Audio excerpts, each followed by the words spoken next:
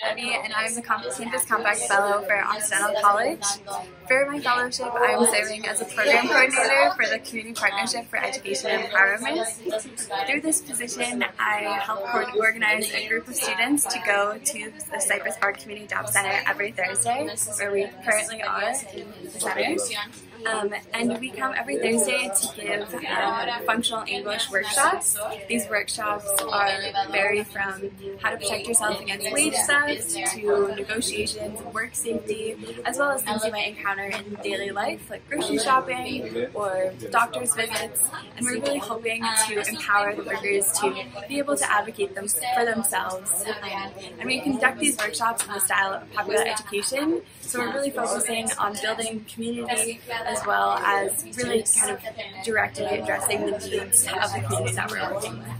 I have really learned the importance of being able to advocate for yourself in your own words and how important advocacy is for underserved populations, as well as how I take for granted the ability to speak English and to be able to communicate in my daily life. One thing that I have kind of really seen an impact is just the relationships that our students are able to build with the workers, and kind of this community that we're able to kind of form here is really impactful for both our students as well as hopefully for the workers as well. And one particular kind of example that sticks out in my mind that we've been able to tangibly help is we had a worker that came in asking about doctor's forms, and that they said that they would go to the doctor's office and not really understand like how to fill out the form and just get kind of very flustered. So we formed an entire lesson just on kind of like filling out forms and the correct kind of places to put things, and we were able to really kind of directly address that need. Alberto Delgado, I'm the Cypress Park site coordinator, and yeah, every week when the students from the Confronting Club from Occidental College come to give the English classes, it really impacts the center in a very positive way, because the majority of our workers are Spanish-only speakers, so oftentimes they'll get an employer who takes advantage of them only speaking Spanish.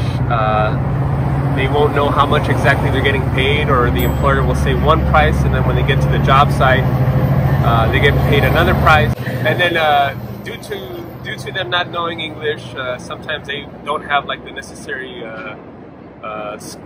verbal skills to like hold that employer accountable, and so oftentimes they don't get paid. And a big factor is because they don't have, they're not able to like hold the person accountable using English. So having them learn English will enable them to just communicate better with employers, communicate better with like co-workers. About for my next community engagement, for this community engagement as well, is I'm really hoping to expand our political advocacy.